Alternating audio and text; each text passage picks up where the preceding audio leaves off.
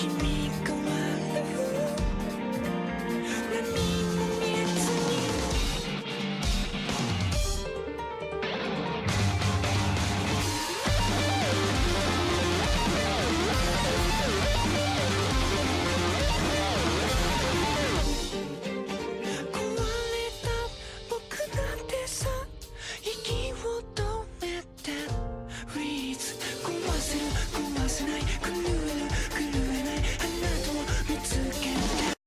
à tous et à toutes, c'est Blade. On se retrouve pour une nouvelle vidéo Mes lectures manga. Et nous allons commencer sans plus tarder. Dans cette vidéo, vous retrouverez 3 titres: Boruto, Black Clover et My Hero Academia. C'est parti. Nous allons d'abord commencer par parler de Boruto, tome 2 de Mikio Ikemoto et de Ukyo Kodachi. Et c'est édité chez les éditions Kana. J'ai oublié de dire aussi que c'était supervisé par Masashi Kishimoto.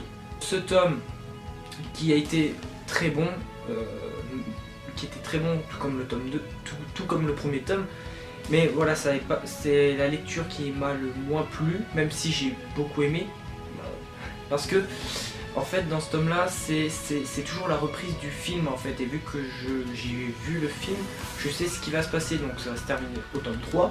Donc dans ce tome là nous avons la fin de l'examen Chunin, la 3e épreuve, où Boruto va toujours tricher à l'examen et finalement va se faire avoir en finale quand il va se retrouver face à Shikadai, où Naruto ressent quelque chose de la part de Boruto. Il sent qu'il triche et va s'interposer alors que Naruto a été désigné comme vainqueur du match non, c'était la demi-finale entre Boruto et Shikadai. Donc Naruto s'interpose et retire le bandeau de Boruto et l'élimine du tournoi et lui dit clairement: je ne veux plus que tu sois ninja. Du coup Boruto commence, on va dire, à être haï par les autres, parce que tout le monde se dit: mais c'est un tricheur, pourquoi est-ce qu'il fait ça, c'est le fils du Hokage 7ème du nom, ça ne va pas. Et par la même occasion nous avons l'arrivée du méchant, donc Momoshiki là, donc du clan Otsutsuki. Alors pareil, j'en ai un petit peu marre du clan Otsutsuki là, parce que c'est tout le temps les mêmes. J'aurais même envie qu'il y ait un autre clan à la place, parce que c'est soit Otsutsuki, soit c'est Uchiwa. Franchement, dites-moi dans les commentaires, mais ça devient vraiment un petit peu lourd, cette histoire. Donc du coup, Naruto va combattre Momoshiki,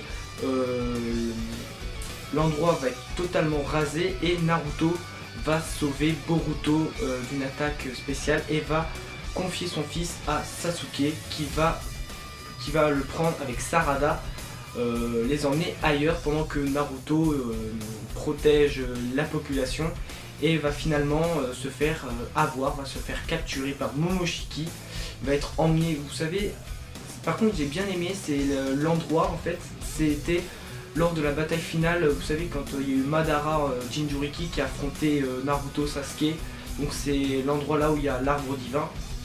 J'ai plutôt aimé la petite référence à Naruto, encore une fois. Et ensuite Boruto va, sans vouloir d'avoir triché, sans vœu que son père se soit fait emmener, et va se faire réprimander par Sasuke, qui va lui dire: t'es pire que Naruto, t'es un crétin infini, ton père, t'es comme ton père au final. Et Boruto décide finalement de devenir un ninja et va mettre le gilet de Naruto, là, de la première génération. Pareil, j'ai beaucoup aimé la petite référence avec le bandeau de Sasuke, et veut sauver à tout prix son père des griffes de Momoshiki. Sasuke du coup va l'accepter en disant: là enfin tu es un ninja.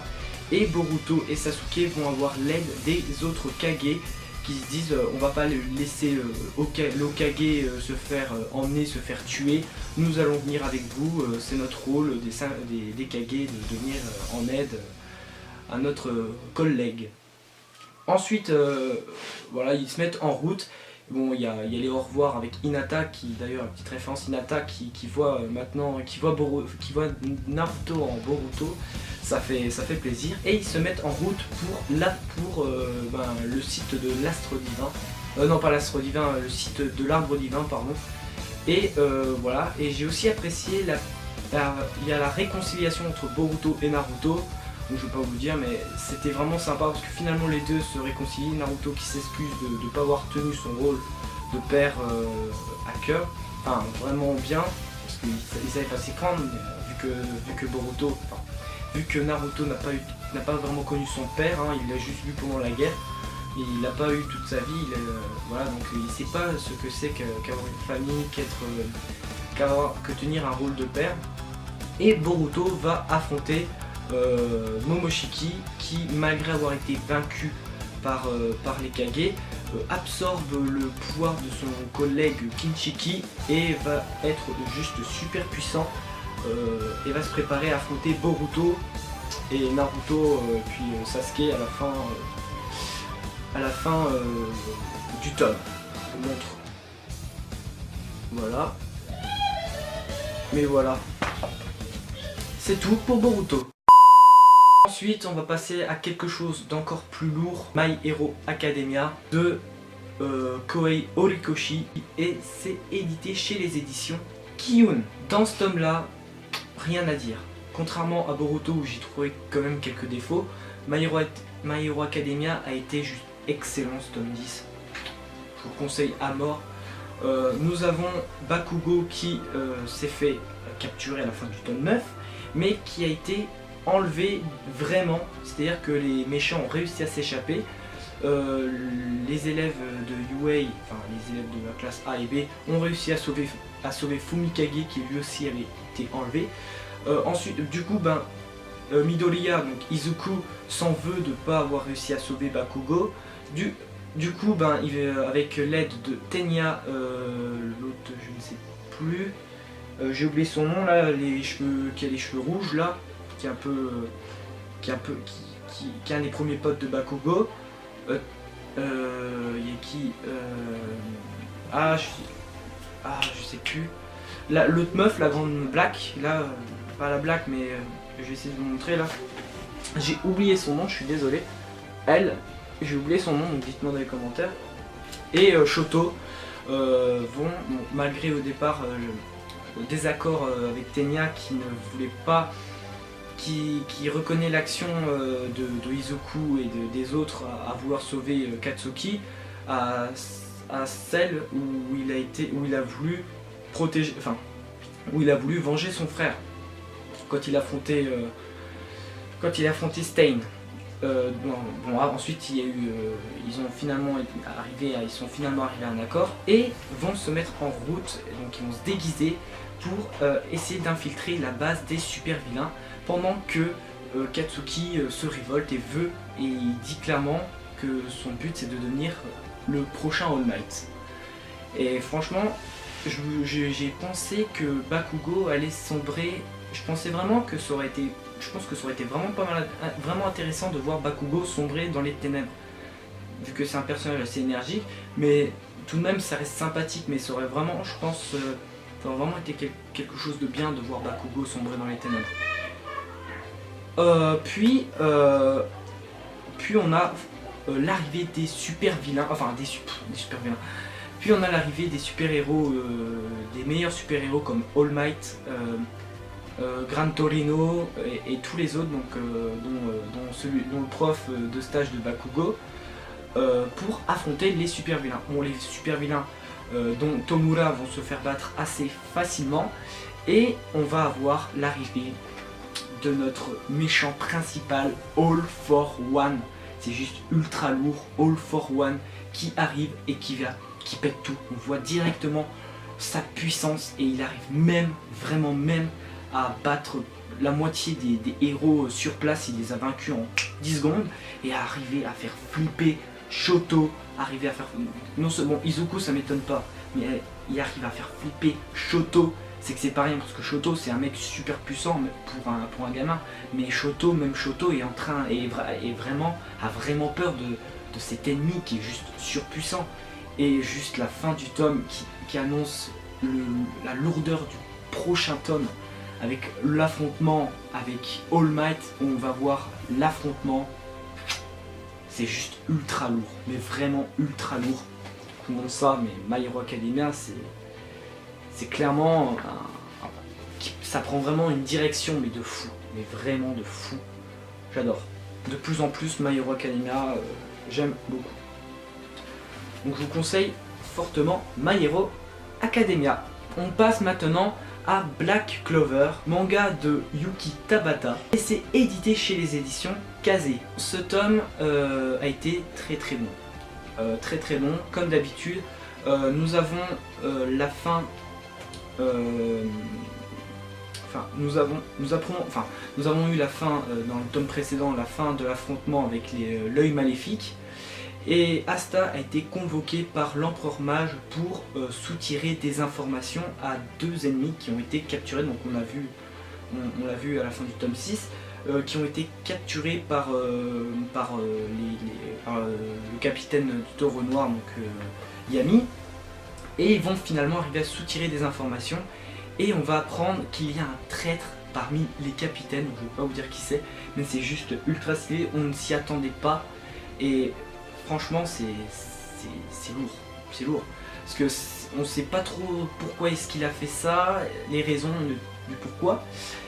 Puis, on va avoir l'entraînement à la plage pour pouvoir aller à un endroit où pourraient se trouver les ennemis de l'œil maléfique. C'est-à-dire qu'on va avoir l'entraînement de Noël, et avec les encouragements toujours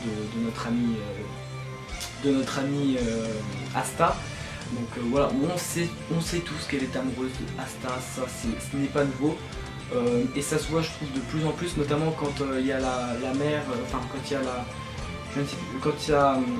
quand Asta est revenue avec tous les enfants et que la grande sœur d'un de ses enfants a embrassé Asta en disant c'est la concurrente principale, je ne peux rien faire d'Asta.